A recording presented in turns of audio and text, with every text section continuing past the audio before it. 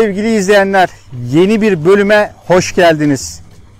Bu bölümde biraz sudan bahsedeceğiz. Biraz bilinçaltı dilinden bahsedeceğiz. Sudaki şifa. Bunu hep duymuşuzdur. Suyun bilinçaltı dilindeki durumundan bahsedeceğiz ve anlamından bahsedeceğiz. Su bilinçaltı dilinde nedir? Eskiler ne yapıyordu? Suya okuyorlardı. Suya üfürüyorlardı ve onu okuyup işte şifa olsun diye hastalara içiriyorlardı. İşte bunu bazı üfürükçüler de işte okunmuş su falan yapıp işte sevdiğim bana varsın vesaire gibi abuk subuk bir takım şeylerle, düşüncelerle bu tarz şeyler yapıyorlardı. Peki böyle bir durumun gerçek hayatta bir gerçeklik payı var mı değerli dostlar? Bugün ele alacağımız konu işte bu. Suyun hafızası ve suyun bilgi olarak bize getirdikleri. Sevgili dostlar, su hayattır. Vücudumuzun 3/4'ü sudan oluşur. Dünyanın 3/4'ü sudur. Su hayattır. Bir insan aç kalabilir ama susuz yaşayamaz. Su candır, su hayattır. Aynı sevgi gibi. İnsan nasıl susuz yaşayamazsa sevgisiz de yaşayamaz değerli dostlar.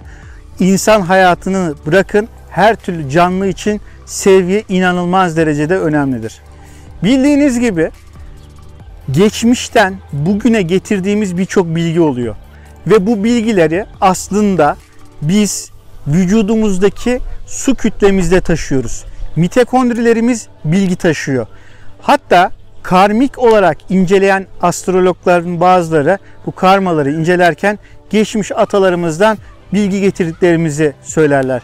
Tabii ki atalarımızdan bazı bilgiler getirilebilir ama bazı görüşler karmanın işte insanın ölüp tekrar dirildiği üzerine anlatırken her görüş bu şekilde değil. Bazıları da benim gibi o üzerimizdeki mitokondrinin ve o hücrelerimizdeki sitoplazmanın yani hücrelerimizdeki suyun bilgi taşıdığını ve o bilgiyi bir sonraki nesle aktardığını söylüyor. Bana bu inanç ya da bu düşünce daha doğru geliyor. Çünkü benim inancım gereği ben bu dünyaya ölüp tekrar dirile geldiğimizi düşünmüyorum. Çünkü ben acizane bir ahiret olduğunu düşünüyorum. Çünkü bu dünyada iyilik yapan insanlar olduğu gibi kötülük yapan insanlar da var. Ve bu dünyada gerçekten çok kötü insanlar var.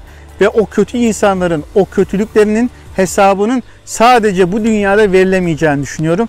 Ve bir kısmının da öbür dünyaya ertelenebildiğini düşünüyorum değerli dostlar.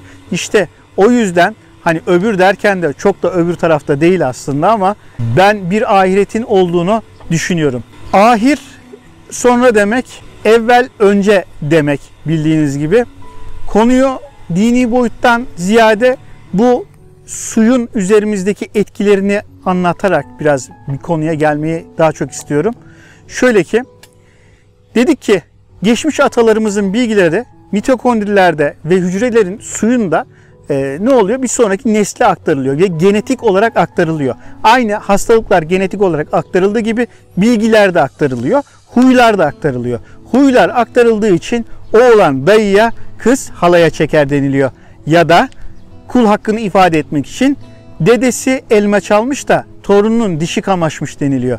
İşte buradan gelen bu karmik ilişkiyi aslında İslami kaynaklarda sonlandırmanın çok kolay bir yolu var. Ve bu bilgi bir sonraki nesle geçiyor. Hatta işte bu musallat tedavileri falan filan da derler ya, onlar da o musallatlar da bir sonraki nesle bu şekilde sirayet edebiliyor değerli dostlar. O karmalar sonlanmadığı sürece, o kul hakları sonlanmadığı sürece bu şekilde devam edebiliyor. Şimdi burada ele alacağımız konu, dedik ki eskiler suya okurlar, suya üfürürler. Peki bunun gerçekten bir faydası var mı?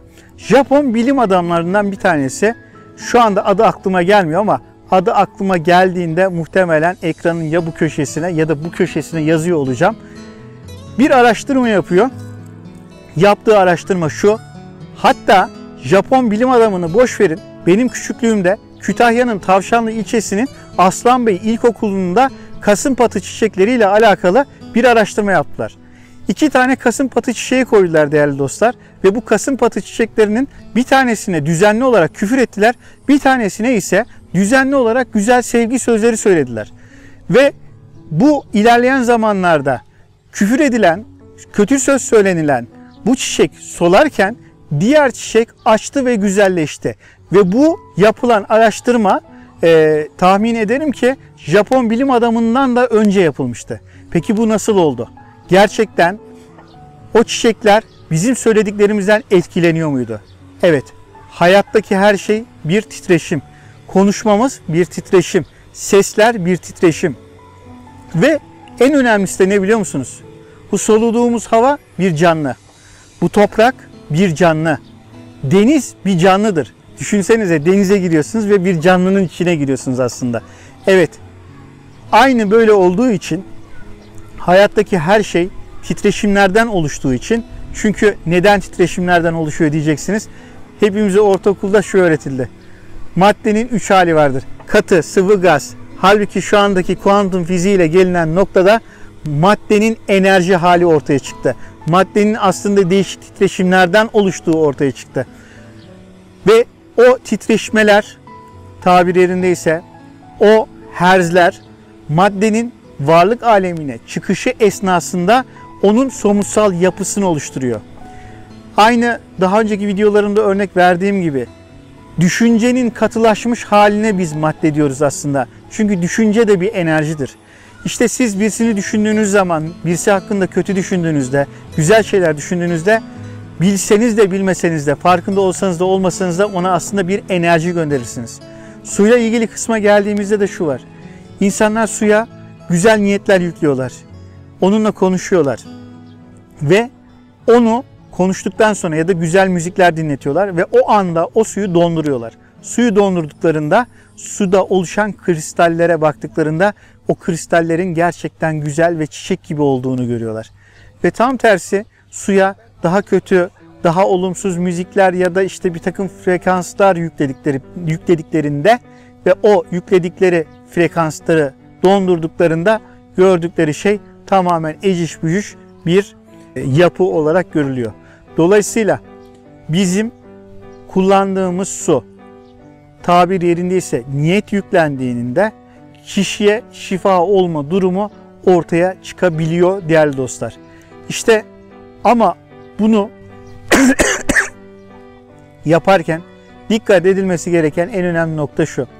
Hiç kimseye iradesi dışında, bilgisi dışında hiçbir şey yapılamaz, hiçbir şey yüklenemez, hiçbir şey içirilemez ya da içirilse bile herhangi bir faydası olmadığı gibi tam tersi bu tarz bir eylemi yapan kişi bunun zararını görür değerli dostlar. Çünkü ne dedik? Su bilgi taşıyor. Siz leyl denilen bir kelime vardır Kur'an-ı Kerim'de. O Kadir suresinde geçer. İnna enzelnahu fi leyletil kadr diye. İşte oradaki leyl gece diye çevrilse bile ilmi ledünde leyl kelimesi odaklanmak demek.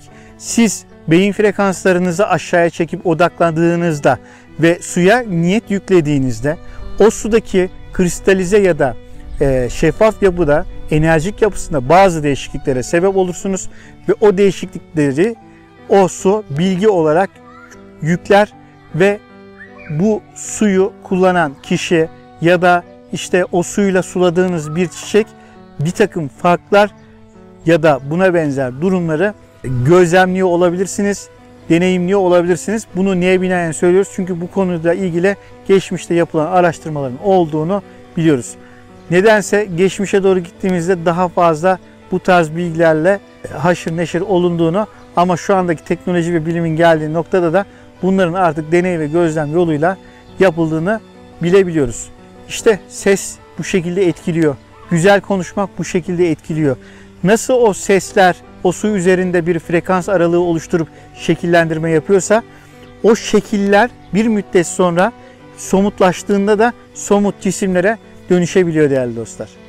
Evet, su dedik bilgi taşıyor. Su sonraki nesillere bilgi taşıyor dedik. Bunlardan bahsettik ve biz şu anda neredeyiz? Kütahya'nın Tavşanlı ilçesinin Göbel Kaplıcası'nda.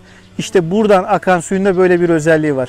Özellikle ama özellikle cilt hastalıklarına ya da bir takım romatizmal hastalıklara bu suyun özellikle enerjik yapısı şifa olduğunu biz duyduk, gözlemledik, denedik. Ve herkesi bu güzel göbel kaplıcalarındaki bu şifadan yararlanmalarını öneriyorum değerli dostlar. Evet, beni dinlediğiniz için çok teşekkür ederim. Eğer videomu sevdiyseniz ve başkalarına da bu bilgilerden yararlandırmak isterseniz videomu paylaşabilirsiniz. Kanalıma abone olduğunuz için teşekkür ederim. Sonraki videolarda görüşmek üzere. Şimdilik hoşça kalın.